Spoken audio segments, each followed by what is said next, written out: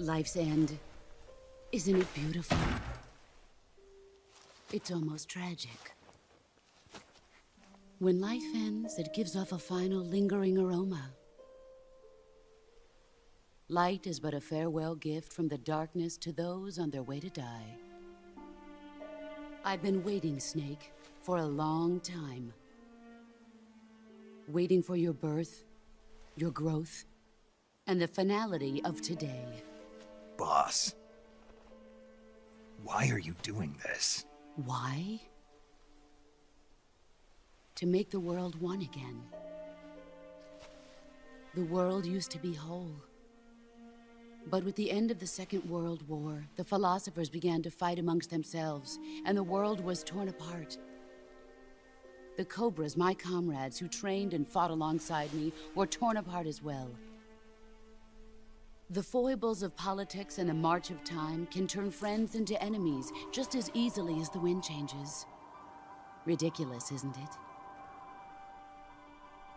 Yesterday's ally becomes today's opposition. And this Cold War? Think back. When I was leading the Cobras, America and Russia were fighting together.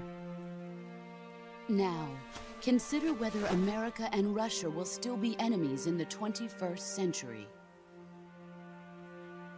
Somehow I doubt it. Enemies change along with the times, the flow of the ages, and we soldiers are forced to play along. I didn't raise you and shape you into the man you are today just so we could face each other in battle. A soldier's skills aren't meant to be used to hurt friends. So then what is an enemy? Is there such a thing as an absolute timeless enemy? There is no such thing, and never has been. And the reason is that our enemies are human beings like us. They can only be our enemies in relative terms. The world must be made whole again. The philosophers must be reunited. I will devote my skills to that purpose. And with the Colonel's money, I will achieve that end. Just as I once created the Cobras. They are my family. I may no longer be able to bear children, but I still have a family. It was November 1st, 1951. I was in the Nevada desert participating in atomic testing. The name Nevada is derived from Spanish, covered in snow, white as snow. And snow is exactly what I saw in that Nevada desert. It froze my blood white. Snake, you were an atomic test subject, weren't you? On Bikini Atoll. That's part of the reason I was drawn to you. You and I are alike. We're both slowly being eaten away by the karma of others. We'll never have the chance to die peacefully of old age. We have no tomorrow. But we can still have hope for the future. In 1960, I saw a vision of the ideal future from space. 3 years earlier, the Soviet Union had succeeded in launching Sputnik, the first man-made satellite in history, into orbit. This came as a huge shock to the United States. In response, America threw everything it had into its own manned spaceflight project, the Mercury program.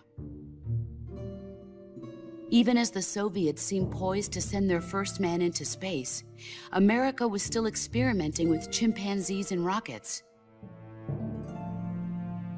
The government wanted human data.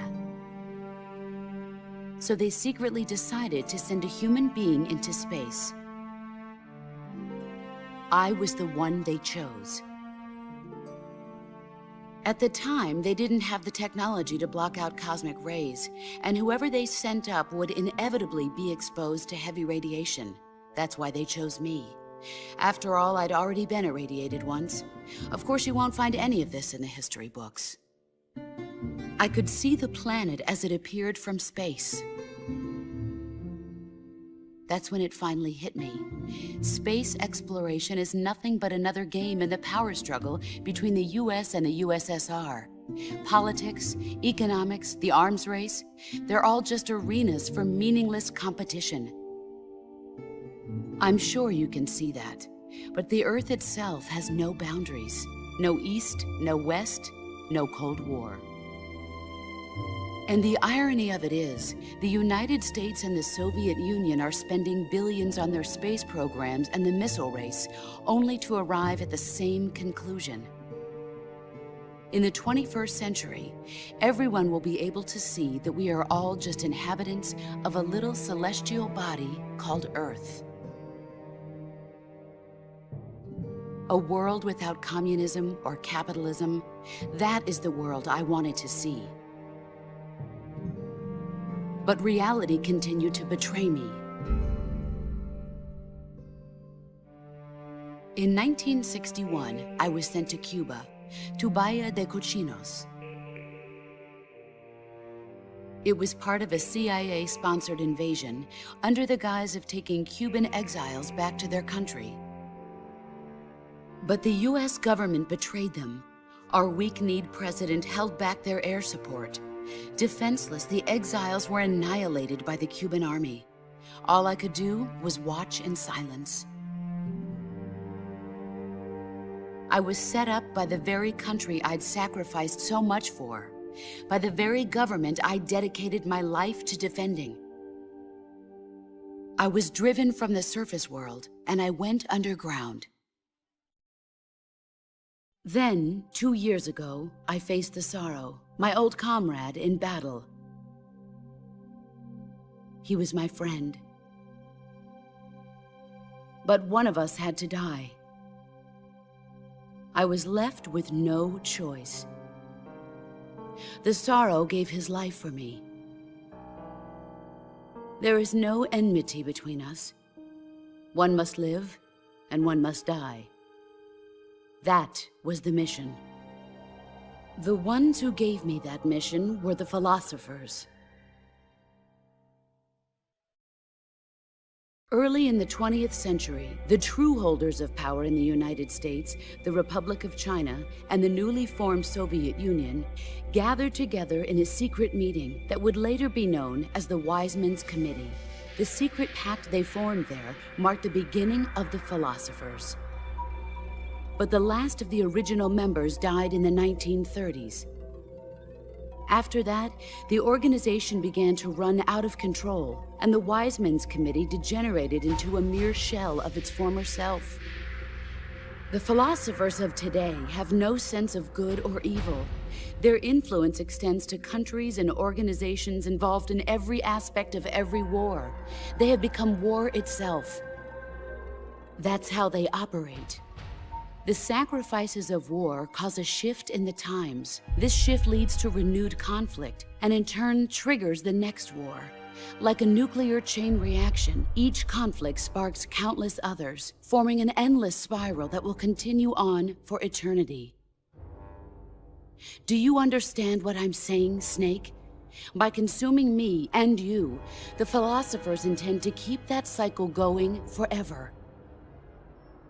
It was my father who explained all of this to me.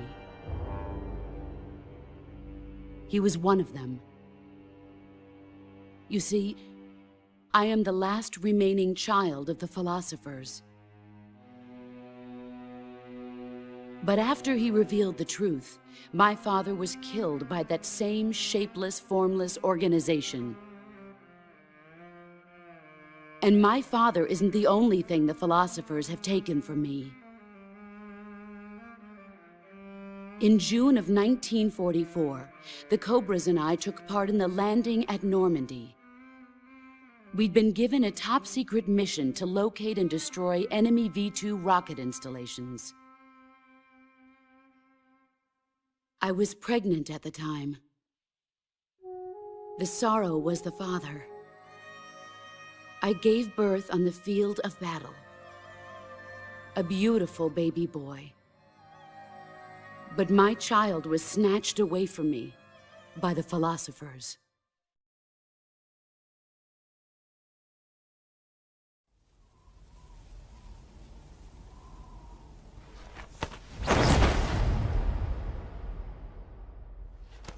Look at this scar. This is proof that I was once a mother. I gave up my body and my child for my country. There is nothing left inside me now. Nothing at all. No hatred, not even regret. And yet sometimes at night, I can still feel the pain creeping up inside me, slithering through my body like a snake.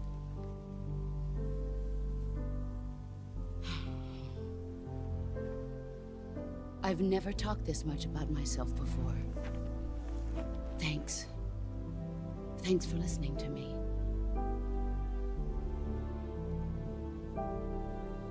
I feel content. Snake? Commence the operation. I raised you. I loved you.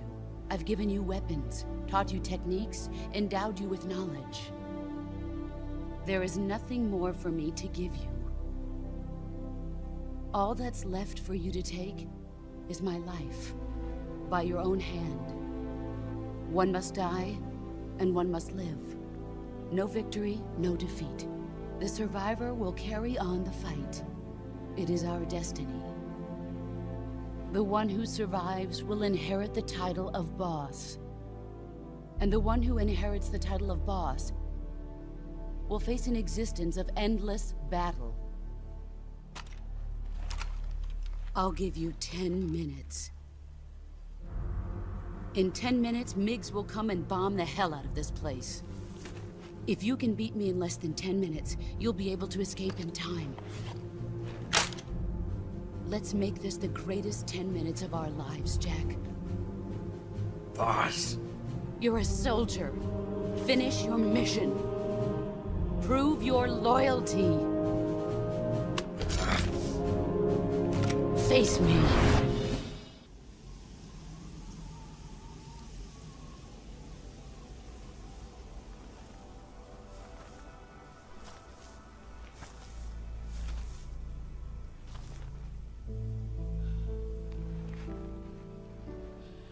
Take this. Keep it safe.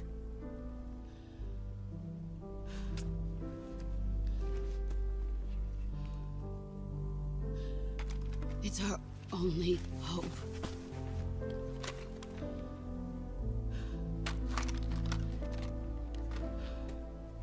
A patriot?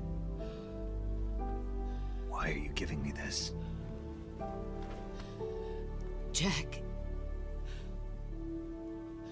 Or should I say, Snake. You're a wonderful man. Kill me. Kill me now. Do it.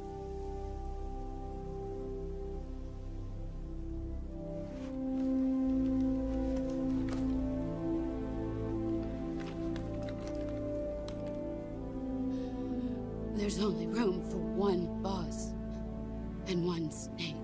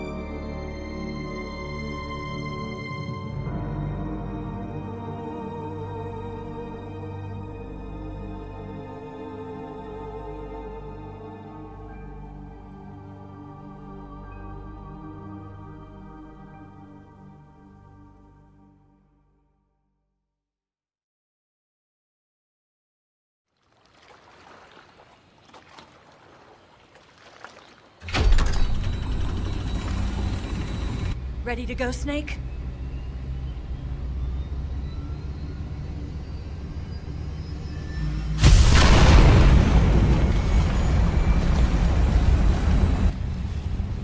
Are you okay? Snake? Yeah.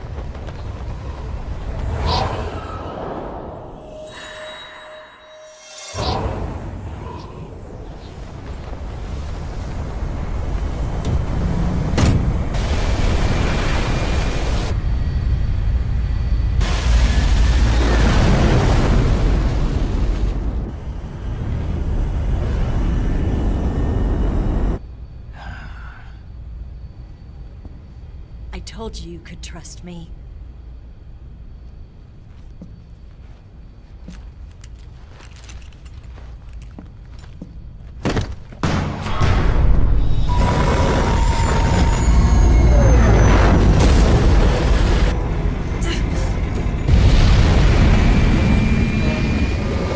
Snake! Ocelot! We're not done yet!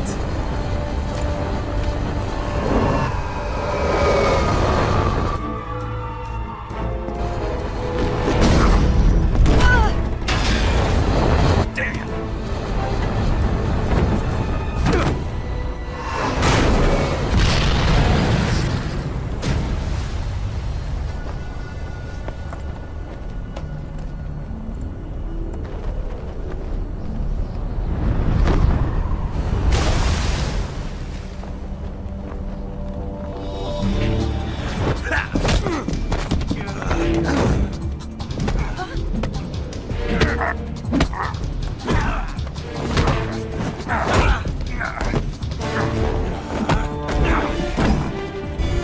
Too heavy!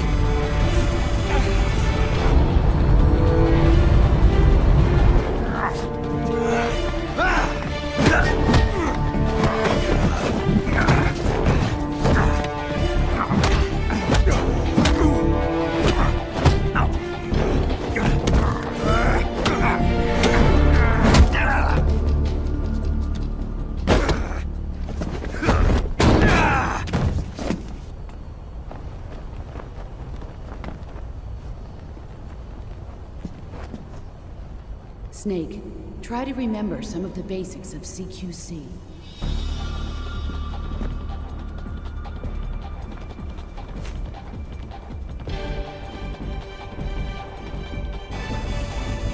Not good!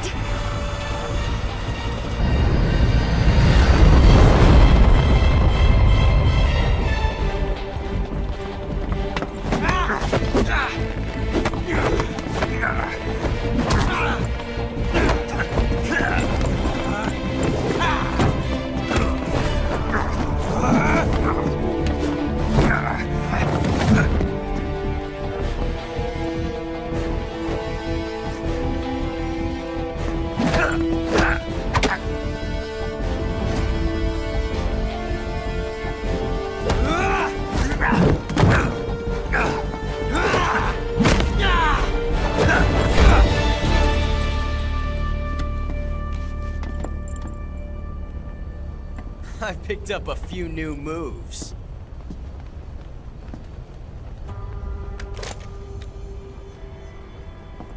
Huh. It doesn't feel right to shoot an unarmed man. But I'll get over it. Eva!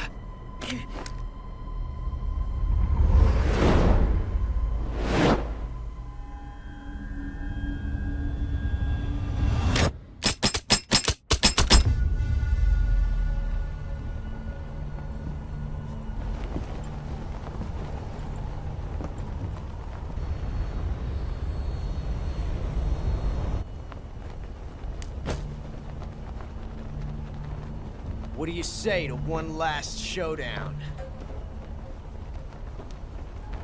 Yeah, all right.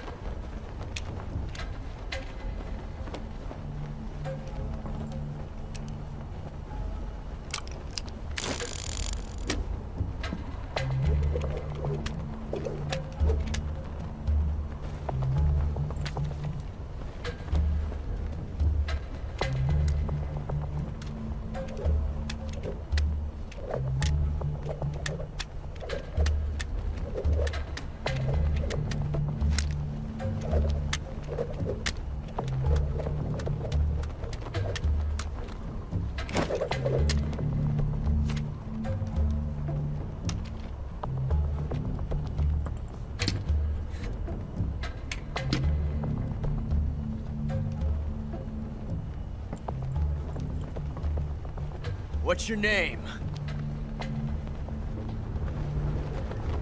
Snake. No. Not that name. You're not a snake, and I'm not an ocelot. We're men with names. My name is Adamska. What's yours? John. Very well, John. Plain name. But I won't forget it.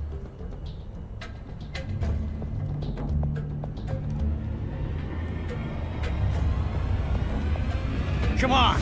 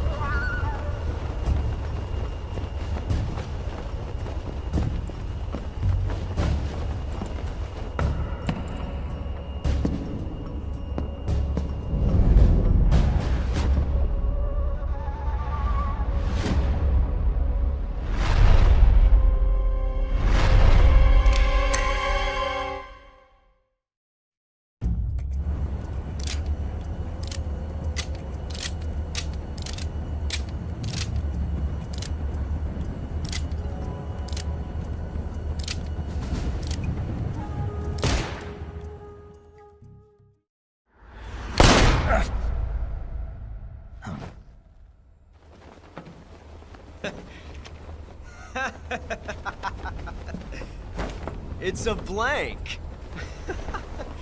Oh, that was fun.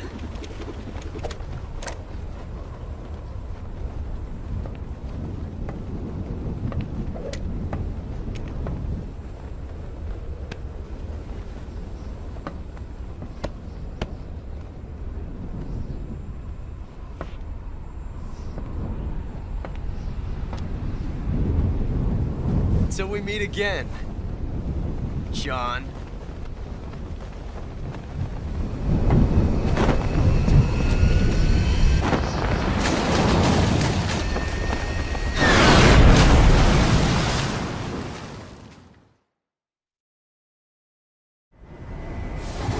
Snake! Give me a hand! Pull!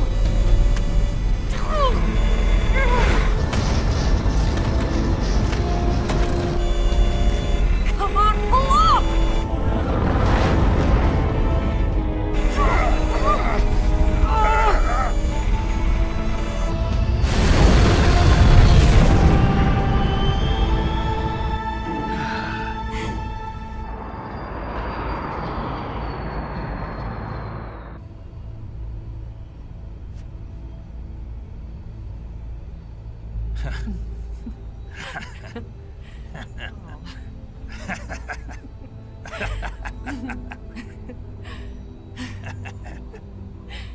We made it. Yeah, we sure did.